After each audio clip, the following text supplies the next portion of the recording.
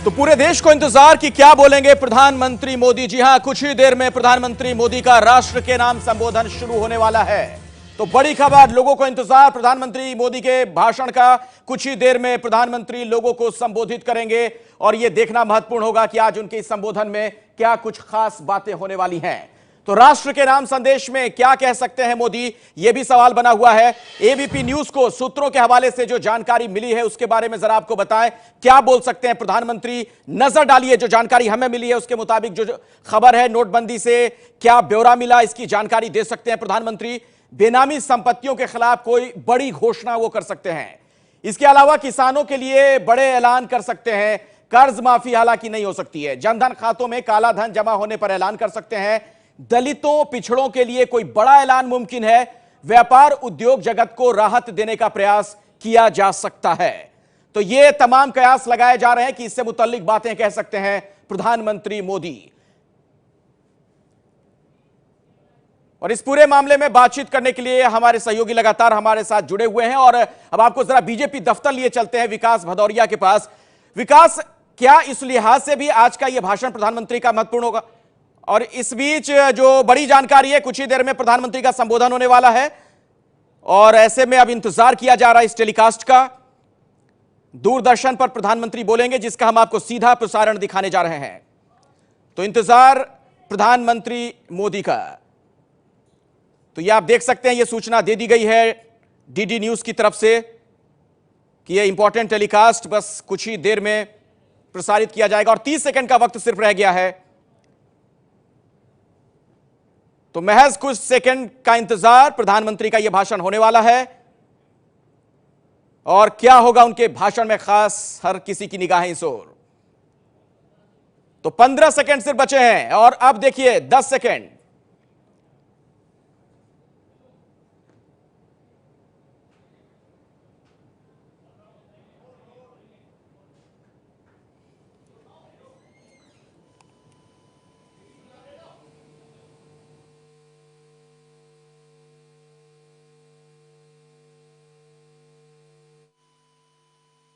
भारत के 125 करोड़ नागरिक नया संकल्प, नई उमंग, नया जोश, नए सपने लेकर नववर्ष का स्वागत करेंगे। दिवाली के तुरंत बाद हमारा देश ऐतिहासिक शुद्धि यज्ञ का गवाह बना है। 125 करोड़ देशवासियों के धैर्य और संकल्प शक्ति से ये जो शुद्धि यज्ञ चला, आने वाले अनेक वर्षों तक यह देश की दिशा निर्धारित करने में अहम भूमिका निभाएगा। ईश्वर दत्त मानव स्वभाव अच्छाइयों से भरा रहता है, लेकिन समय के साथ आई विकृतियां, बुराइयों के जंजाल में वो घुटन महसूस करने लगता है। भीतर की अच्छाइयों के कारण विकृतियां और बुराइयों की घुटन से बाहर निकलने के लिए वो छटपटाता रहता है। हमारे राष्ट्र जीवन और समाज जीवन में भ्रष्टाचार, काला धन, जाली नोटों के जाल ने ईमानदार को भी घुटने टेकने के लिए मजबूर कर दिया था। उसका मन स्वीकार नहीं करता था, लेकिन उसे परिस्थितियों को सहना पड़ता था, मजबूरन स्वीकार करना पड़ता था। दिवाली के बाद की घटनाओं से ये सिद्ध हो चुका है कि करोड़ों देशवासी ऐसी घुटन से मुक्ति के अवसर की तलाश कर रहे थे। हमारे देशवासियों की अंतर ऊर्जा को हमने कई बार अनुभव किया है, चाहे सन 62 की लड़ाई हो, 65 की लड़ाई हो, 71 की लड़ाई हो, करगिल का युद्ध हो, भारत के कोटि कोटि नागरिकों की संगठित शक्तियों और अप्रतिम देशभक्ति के हमने दर्शन किए हैं। कभी ना कभी बुद्धिजीवी वर्ग इस बात की चर्चा जरूर करेगा कि बाह्य शक्तियों के सामने तो देशवासियों का संकल्प सहज बात है, लेकिन जब देश के कोटि कोटि नागरिक अपने ही भीतर घर कर गई बीमारियों के खिलाफ, बुराइयों के खिलाफ, विकृतियों के खिलाफ लड़ाई लड़ने के लिए मैदान में उतरते हैं, तो वो घटना हर किसी को नए सिरे से सोचने के लिए प्रेरित करती है। दिवाली के बाद लगातार देशवासी दृढ़ संकल्प के साथ, अप्रतिम धैर्य के साथ, त्याग की पराकाष्ठा करते हुए, कष्ट झेलते हुए बुराइयों को पराजित करने के लिए लड़ाई लड़ रहे हैं। जब हम कहते हैं कि कुछ बात है कि हस्ती मिटती नहीं हमारी, कुछ बात है कि हस्ती मिटती नहीं हमारी, इस बात को देशवासियों ने जी करके दिखाया है। कभी लगता था सामाजिक जीवन की बुराइयां, विकृतियां जाने अनजाने में, इच्छा अनिच्छा से हमारी जिंदगी का हिस्सा बन गए हैं। लेकिन 8 नवंबर के बाद की घटनाएं हमें पुनर्विचार करने के लिए मजबूर करती हैं। 125 करोड़ देशवासियों ने तकलीफें झेलकर, कष्ट उठाकर ये सिद्ध कर दिया है कि हर हिंदुस्तानी के लिए सच्चाई और अच्छाई कितनी अहमियत रखती है। काल के कपाल पर यह अंकित हो चुका है कि जनशक्ति का सामर्थ्य क्या होता है, उत्तम अनुशासन किसे कहते हैं, अपप्रचार की आंधी में सत्य को पहचानने की विवेक बुद्धि किसे कहते हैं, सामर्थ्यवान बेबाक बेईमान के सामने ईमानदारी का संकल्प कैसे विजय पाता है, गरीबी से बाहर निकलने को आतुर जिंदगी भव्य भारत के निर्माण के लिए क्या कुछ नहीं कर सकती। देशवासियों ने जो कष्ट झेला है वो भारत के उज्जवल भविष्य के लिए नागरिकों के त्याग की मिसाल है। 125 करोड़ देशवासियों ने संकल्पबद्ध होकर अपने पुरुषार्थ से, अपने परिश्रम से, अपने पसीने से उज्जवल भविष्य की आधारशिला रखी है। आमतौर पर जब अच्छाई के लिए आंदोलन होते हैं तो सरकार और जनता आमने सामने होती है। यह इतिहास की ऐसी मिसाल है जिसमें सच्चाई और अच्छाई के लिए सरकार और जनता दोनों मिलकर कंधे से कंधा मिलाकर लड़ाई लड़ रहे हैं। मेरे प्यारे देशवासियों, मैं जानता हूं कि बीते दिनों आपको अपना ही पैसा निकालने के लिए घंटों लाइन में लगना पड़ा, परेशानी उठानी पड़ी। इस दौरान मुझे सैकड़ों हजारों चिट्ठियां भी मिली हैं। हर किसी ने अपने विचार रखे हैं, संकल्प भी दोहराया है, साथ ही साथ अपना दर्द भी मुझसे साझा किया है। इन सब में एक बात मैंने हमेशा अनुभव की, आपने मुझे अपना मानकर के बातें कही हैं।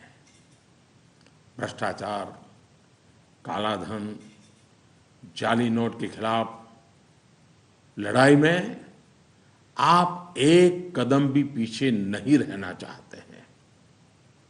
आपका ये प्यार आशीर्वाद की तरह है। अब प्रयास यह है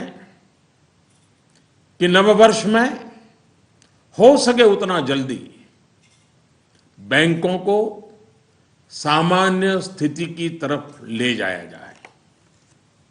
सरकार में इस विषय से जुड़े सभी जिम्मेदार व्यक्तियों से कहा गया है कि बैंकिंग व्यवस्था को सामान्य करने पर ध्यान केंद्रित किया जाए। विशेषकर ग्रामीण इलाकों में, दूर दराज वाले इलाकों में प्रोएक्टिव होकर के हर छोटी से छोटी कमी को दूर किया जाए, ताकि गांव के नागरिकों की, किसानों की कठिनाइयां खत्म हो। प्यारे भाइयों और बहनों, हिंदुस्तान ने जो करके दिखाया है, ऐसा विश्व में तुलना करने के लिए कोई उदाहरण नहीं है। बीते कुछ वर्षों में 1000 और 500 के नोट सामान्य प्रचलन में कम और पैरेलल इकोनॉमी में ज्यादा चल रहे थे। हमारी समकक्ष जो अर्थव्यवस्था वाले देशों में भी इतना कैश नहीं होता जितना हमारे यहां पहाड़ के पहाड़ हो गए। हमारी अर्थव्यवस्था में बेतहाशा बढ़े हुए नोट महंगाई बढ़ा रहे थे, काला बाजारी बढ़ा रहे थे, देश के गरीब से उसका अधिकार छीन रहे थे। अर्थव्यवस्था में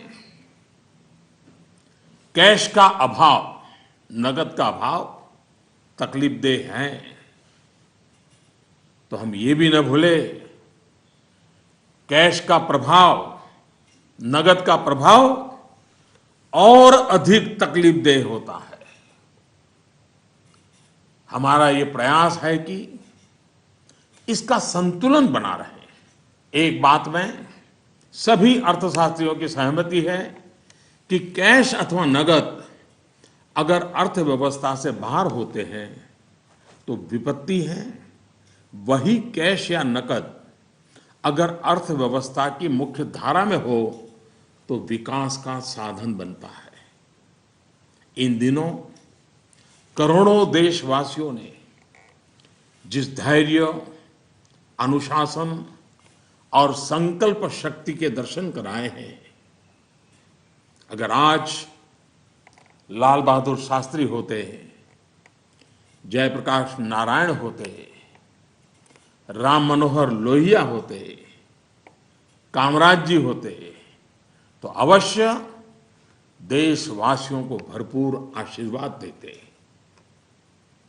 किसी भी देश के लिए ये एक शुभ संकेत है कि उसके नागरिक कानून और नियमों का पालन करते हुए गरीबों की सेवा में सरकार की सहायता के लिए मुख्य धारा में वापस आना चाहते हैं। इन दिनों इतने अच्छे अच्छे उदाहरण सामने आए हैं जिसका वर्णन करने में हफ्तों बीत जाए। नकद में कारोबार करने पर मजबूर अनेक नागरिकों ने कानून नियम का पालन करते हुए मुख्य धारा में आने की इच्छा प्रकट की है। यह अप्रत्याशित है और सरकार इसका स्वागत करती है। मेरे प्यारे देशवासियों, हम कब तक सच्चाइयों से मुंह मोड़ते रहेंगे? मैं आपके सामने एक जानकारी साझा करना चाहता हूं और इसे सुनने के बाद या तो आप हंस पड़ेंगे या फिर आपका गुस्सा फूट पड़ेगा।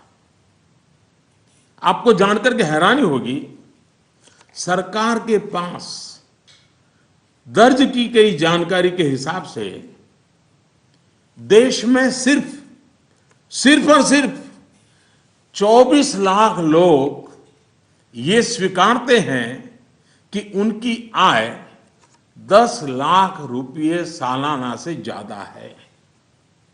क्या किसी देशवासी के गले ये बात उतरेगी? आप भी अपने आसपास बड़ी बड़ी कोठियां, बड़ी बड़ी गाड़ियां देखते ही होंगे। देश के बड़े बड़े शहरों को ही देखें तो किसी एक शहर में आपको सालाना 10 लाख से अधिक आय वाले लाखों लोग मिल जाएंगे। क्या आपको नहीं लगता कि देश की भलाई के लिए ईमानदारी के आंदोलन को और अधिक ताकत देने की जरूरत है? भ्रष्टाचार, काले धन के खिलाफ इस लड़ाई की सफलता के कारण ये चर्चा बहुत स्वाभाविक है कि अब बेईमानों का क्या होगा, बेईमानों पर क्या बीतेगी, बेईमानों को क्या सजा होगी। भाइयों और बहनों, कानून कानून का काम करेगा, पूरी कठोरता से करेगा, लेकिन सरकार के लिए इस बात की भी प्राथमिकता है कि ईमानदारों को मदद कैसे मिले, ईमानदारों को सुरक्षा कैसे मिले, ईमानदारी की जिंदगी बिताने वालों की कठिनाई कैसे कम हो, ईमानदारी अधिक प्रतिष्ठित कैसे हो। ये सरकार सज्जनों की मित्र है और दुर्जनों को सज्जनता के रास्ते पर लौटाने के लिए उपयुक्त वातावरण को तैयार करने के पक्ष में है। वैसे ये भी एक कड़वा सत्य है कि लोगों को सरकार की व्यवस्थाओं, कुछ सरकारी अफसरों और लाल फीताशाही से जुड़े कटु अनुभव होते रहते हैं। इस कटु सत्य को नकारा नहीं जा सकता। इस बात से कौन इनकार कर सकता है कि नागरिकों से ज्यादा जिम्मेवारी अफसरों की है, सरकार में बैठे छोटे बड़े व्यक्ति की है। और इसलिए चाहे केंद्र सरकार हो, राज्य सरकार हो या फिर स्थानीय निकाय, सबका दायित्व है कि सामान्य से सामान्य व्यक्ति के अधिकार की रक्षा हो, ईमानदारों की मदद हो और बेईमान अलग थलग हो। दोस्तों, पूरी दुनिया में एक सर्वसामान्य तथ्य है कि आतंकवाद, नक्सलवाद, जाली नोटों का कारोबार, ड्रग के धंधे से जुड़े लोग, मानव तस्करी से जुड़े लोग, हथियारों के कारोबार में लगे लोग, ये सब लोग काले धन पर ही निर्भर रहते हैं। ये समाज और सरकारों के लिए नासूर बन गया है। इस एक निर्णय ने इन सब पर गहरी चोट पहुंचाई है। आज काफी संख्या में नौजवान हिंसा का रास्ता छोड़ मुख्य धारा में लौट रहे हैं। अगर हम जागरूक रहें तो अपने बच्चों को हिंसा और अत्याचार के उन रास्तों पर वापस लौटने से बचा पाएंगे। इस अभियान की सफलता इस बात में भी है कि अर्थव्यवस्था की मुख्य धारा से बाहर जो धन था वो बैंकों के माध्यम से अर्थव्यवस्था की मुख्य धारा में वापस आ गया है।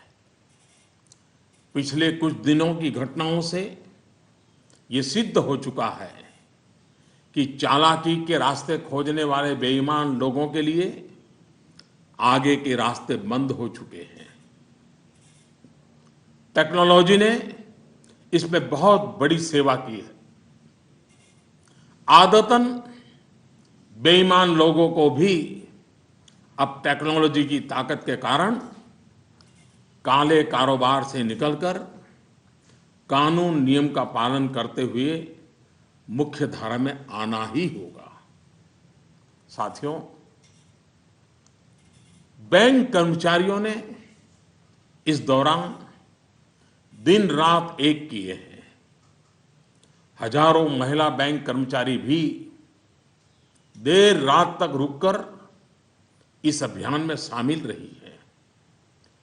पोस्ट ऑफिस में काम करने वाले लोग, बैंक मित्र, सभी ने सराहनीय काम किया है। हाँ, आपके इस भगीरथ प्रयास के बीच कुछ बैंकों में कुछ लोगों के गंभीर अपराध भी सामने आए हैं। कहीं कहीं सरकारी कर्मचारियों ने भी गंभीर अपराध किए हैं और आदतन फायदा उठाने का निर्लज्ज प्रयास भी हुआ है। इन्हें बख्शा नहीं जाएगा। भाइयों बहनों, देश के बैंकिंग सिस्टम के लिए एक स्वर्णिम अवसर है। इस ऐतिहासिक अवसर पर मैं देश के सभी बैंकों से आग्रहपूर्वक एक बात कहना चाहता हूं।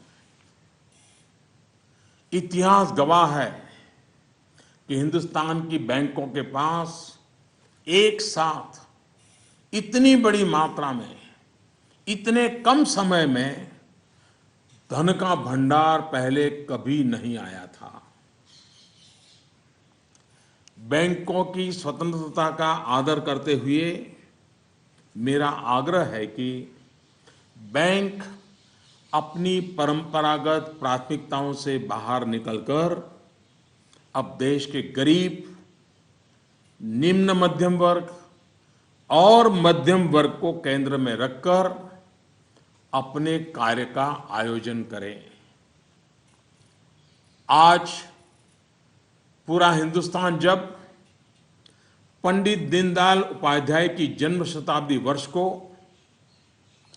गरीब कल्याण वर्ष के रूप में मना रहा है, तब बैंक भी लोकहित के, गरीब कल्याण के इस अवसर को हाथ से न जाने दे।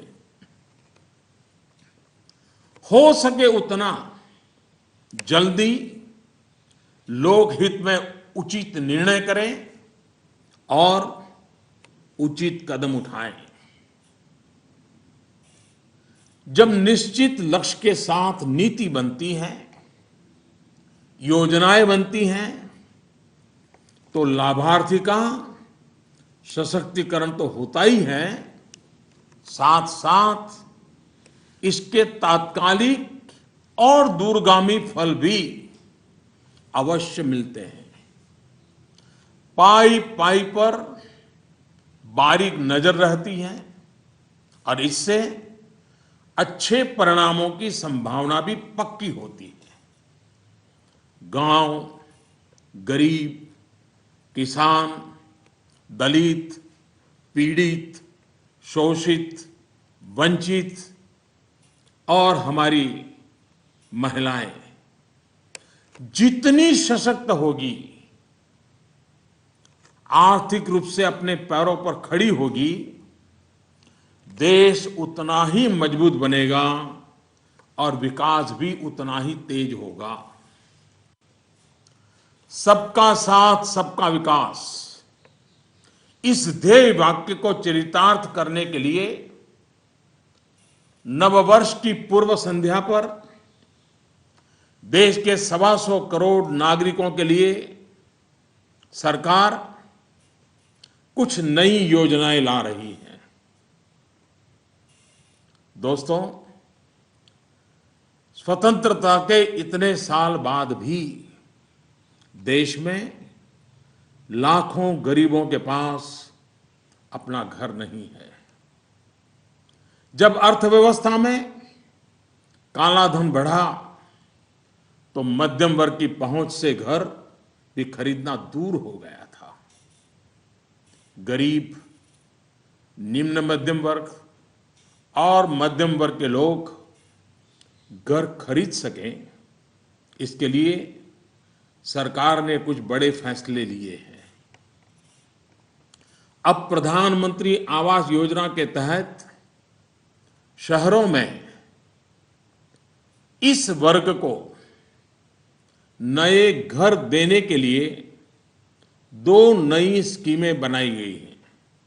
इसके तहत 2017 में घर बनाने के लिए 9 लाख रुपए तक के कर्ज पर ब्याज में 4% की छूट और 12 लाख रुपए तक के कर्ज पर ब्याज में 3% की छूट दी जाएगी।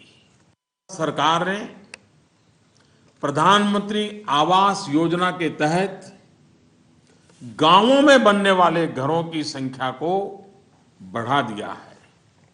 यानी जितने घर पहले बनने वाले थे उससे 33% ज्यादा घर बनाए जाएंगे। गांवों के निम्न मध्यम वर्ग और मध्यम वर्ग के लोगों की जरूरतों को ध्यान में रखते हम एक नई योजना शुरू करने जा रहे हैं। 2017 में गांव में रहने वाले जो लोग अपने घर का निर्माण करना चाहते हैं या पुराने घर में कोई विस्तार करना चाहते हैं, 1-2 कमरे और बनाना चाहते हैं, ऊपर एक आध नई मंजिल बनाना चाहते हैं, उन्हें 2 लाख रुपए तक के ऋण में 3% ब्याज की छूट दी जाएगी। दोस्तों, बीते दिनों चारों तरफ ऐसा वातावरण बना दिया गया था कि देश की कृषि बर्बाद हो गई है। ऐसा वातावरण बनाने वालों को मेरे देश के किसानों ने करारा जवाब दिया है। पिछले वर्ष की तुलना में इस वर्ष रबी की बुआई में 6% ज्यादा वृद्धि हुई है। फर्टिलाइजर भी 9% ज्यादा उठाया गया है। सरकार ने इस बात का लगातार ध्यान रखा कि किसानों को बीज की दिक्कत ना हो, खाद की किल्लत ना हो, कर्ज लेने में परेशानी ना आए। अब किसान भाइयों के हित में कुछ और अहम निर्णय भी लिए गए हैं।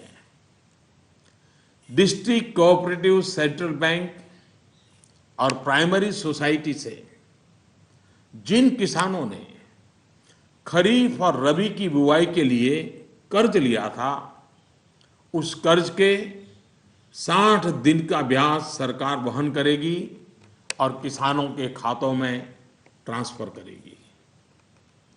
कोऑपरेटिव बैंक और सोसाइटी से किसानों को और ज्यादा कर्ज मिल सके, इसके लिए उपाय किए गए हैं। नाबार्ड ने पिछले महीने 21,000 करोड़ रुपए की व्यवस्था की थी। अब सरकार इसे लगभग दोगुना करते हुए इसमें 20,000 करोड़ रुपए और जोड़ रही है।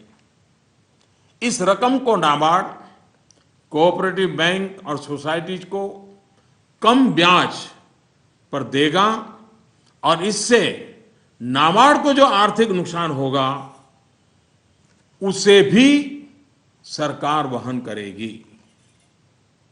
सरकार ने यह भी तय किया है कि अगले 3 महीने में 3 करोड़ किसान क्रेडिट कार्डों को रुपे कार्ड में बदला जाएगा।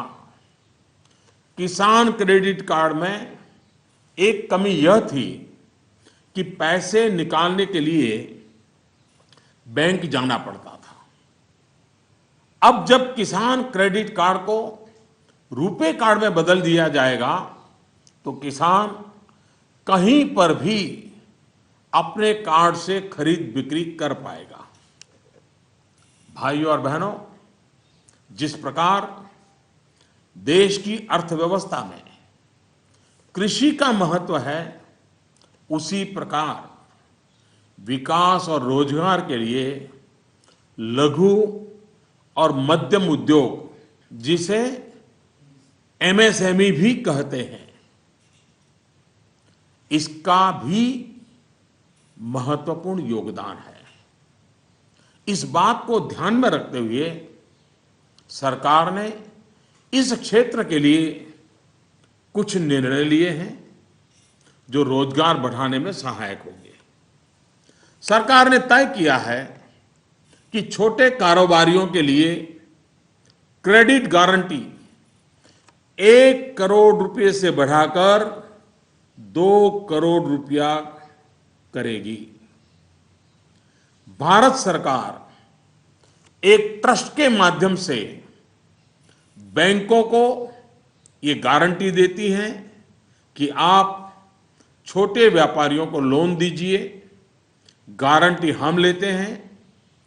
अब तक यह नियम था कि 1 करोड़ रुपए तक के लोन को कवर किया जाता था। अब 2 करोड़ रुपए तक का लोन क्रेडिट गारंटी से कवर होगा।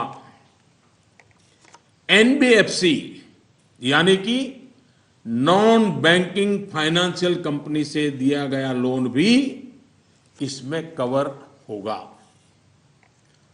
सरकार के इस फैसले से छोटे दुकानदार, छोटे उद्योगों को ज्यादा कर्ज मिलेगा। गारंटी का खर्च केंद्र सरकार द्वारा वहन करने के कारण इन पर ब्याज दर भी कम होगी।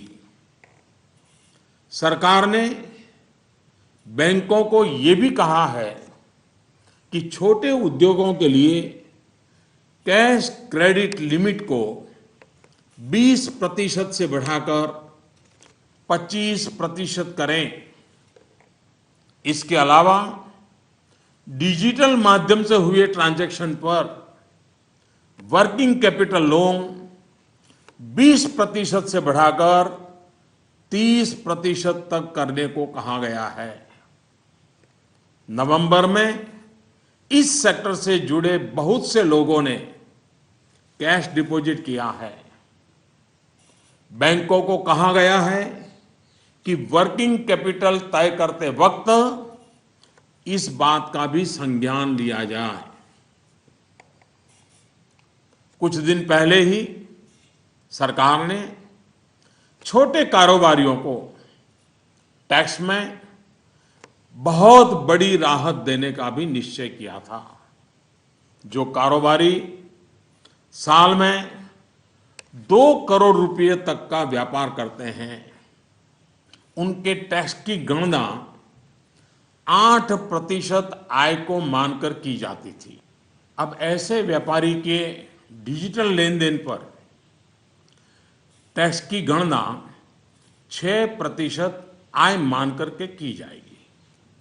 इस तरह उनका टैक्स काफी कम हो जाएगा। दोस्तों, मुद्रा योजना की सफलता निश्चित तौर पर बहुत ही उत्साहवर्धक रही है। पिछले साल करीब करीब 3.5 करोड़ लोगों ने इसका फायदा उठाया है। दलित, आदिवासी, पिछड़ों एवं महिलाओं को प्राथमिकता देते हुए सरकार का इसे अब डबल करने का इरादा है।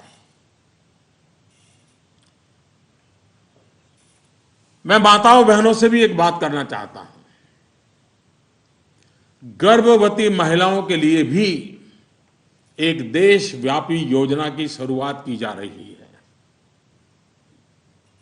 अब देश के सभी 650 से ज्यादा जिलों में सरकार गर्भवती महिलाओं को अस्पताल में पंजीकरण और डिलीवरी, टीकाकरण और पौष्टिक आहार के लिए 6,000 रुपये की आर्थिक मदद करेगी।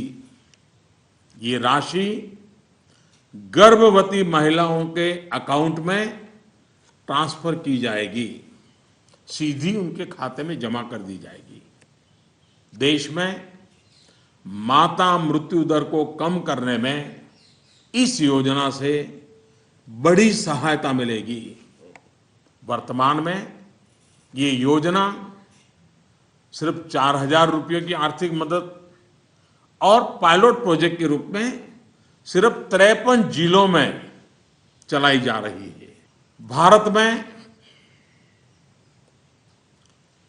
सीनियर सिटीजन्स, वरिष्ठ नागरिकों की संख्या भी बहुत है। सरकार ने सीनियर सिटीजन्स का भी विशेष ध्यान रखा है। सरकार वरिष्ठ नागरिकों के लिए भी एक स्कीम शुरू करने जा रही है। बैंक में ज्यादा पैसा आने पर अक्सर बैंक डिपॉजिट पर इंटरेस्ट रेट घटा देते हैं। वरिष्ठ नागरिकों पर इसका प्रभाव ना हो, इसलिए 7.5 लाख रुपए तक की राशि पर 10 साल तक के लिए सालाना 8% का इंटरेस्ट रेट, ब्याज दर सुरक्षित किया जाएगा। ब्याज की ये राशि वरिष्ठ नागरिक हर महीने प्राप्त कर सकते हैं। भ्रष्टाचार, काला धन की जब भी चर्चा होती है तो राजनेता, राजनीतिक दल, चुनाव का खर्च, ये सारी बातें चर्चा के केंद्र में रहती है। अब वक्त आ चुका है कि सभी राजनेता और सभी राजनीतिक दल देश के ईमानदार नागरिकों की भावनाओं का आदर करें, जनता के आक्रोश को समझें। ये बात सही है कि राजनीतिक दलों ने समय समय पर व्यवस्था में सुधार के लिए सार्थक प्रयास भी किए हैं। सभी दलों ने मिलकर के स्वेच्छा से अपने ऊपर बंधनों को स्वीकार किया है। आज आवश्यकता है कि सभी राजनेता और सभी राजनीतिक दल होलियर देन दाऊ, इससे अलग हट करके, मिल बैठ करके पारदर्शिता को प्राथमिकता देते हुए भ्रष्टाचार और काले धन से राजनीतिक दलों को मुक्त कराने की दिशा में सही कदम उठाएं। हमारे देश में सामान्य नागरिक से लेकर के राष्ट्रपति जी तक सभी ने लोकसभा, विधानसभा का चुनाव साथ साथ कराए जाने के बारे में कभी न कभी कहा है। आए दिन चल रहे चुनावी चक्र, उससे उत्पन्न आर्थिक बोझ तथा प्रशासन व्यवस्था पर बने बोझ से मुक्ति पाने की बात का समर्थन किया है। अब समय आ गया है कि इस पर बहस हो, सार्थक बहस हो और रास्ता खोजा जाए। हमारे देश में हर सकारात्मक परिवर्तन के लिए हमेशा स्थान रहा है। अब डिजिटल लेन देन, ऑनलाइन पेमेंट या ई पेमेंट को लेकर के समाज में काफी सकारात्मक परिवर्तन देखा जा रहा है। ज्यादा से ज्यादा लोग इससे जुड़ रहे हैं।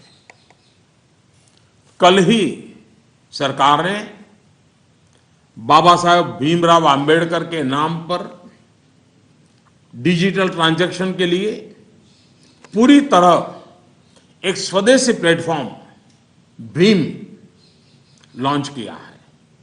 भीम यानी भारत इंटरफेस फॉर मनी। मैं देश के युवाओं से, व्यापारी वर्ग से, किसानों से आग्रह करता हूं कि भीम से ज्यादा जुड़े। साथियों, दिवाली के बाद जो घटनाक्रम रहा, निर्णय हुए, नीतियां बनी, इनका मूल्यांकन अर्थशास्त्री तो करेंगे ही, लेकिन अच्छा होगा कि देश के समाजशास्त्री, इतिहासविद भी इस पूरे घटनाक्रम, निर्णय और नीतियों का मूल्यांकन करें। एक राष्ट्र के रूप में भारत का गांव, गरीब, किसान, युवा, पढ़े लिखे, अनपढ़, पुरुष, महिला, सबने अप्रतिम धैर्य और लोक शक्ति का दर्शन कराया है। कुछ समय के बाद 2017 का नया वर्ष प्रारंभ होगा। आज से ठीक 100 साल पहले 1917 में महात्मा गांधी के नेतृत्व में चंपारण में पहली बार सत्याग्रह का आंदोलन आरंभ हुआ था। इन दिनों हमने देखा कि 100 वर्ष के बाद भी हमारे देश में सच्चाई और अच्छाई के प्रति सकारात्मक संस्कार का मूल्य है। आज महात्मा गांधी नहीं है, परंतु उनका यह मार्ग जो हमें सत्य का आग्रह करने के लिए प्रेरित करता है, वह सर्वाधिक उपयुक्त है। चंपारण सत्याग्रह की शताब्दी के अवसर पर हम फिर एक बार महात्मा गांधी का पुण्य स्मरण करते हुए सत्य के आग्रही बनेंगे तो सच्चाई और अच्छाई की पटरी पर आगे बढ़ने में कोई कठिनाई नहीं आएगी। भ्रष्टाचार और काले धन के खिलाफ इस लड़ाई को हमें रुकने नहीं देना है। सत्य का आग्रह संपूर्ण सफलता की गारंटी है। 125 करोड़ का देश हो, 65% जनसंख्या 35 साल से कम उम्र के नौजवानों की हो, साधन भी हो, संसाधन भी हो और सामर्थ्य में कोई कमी ना हो, ऐसे हिंदुस्तान के लिए कोई कारण नहीं है कि हमारा देश अब पीछे रह जाए। नववर्ष की नई किरण नई सफलताओं का संकल्प लेकर के आ रही है। आइए हम सब मिलकर चल पड़े, बाधाओं को पार करते चले, एक नए उज्जवल भविष्य का निर्माण करें। बहुत बहुत धन्यवाद। जय हिंद।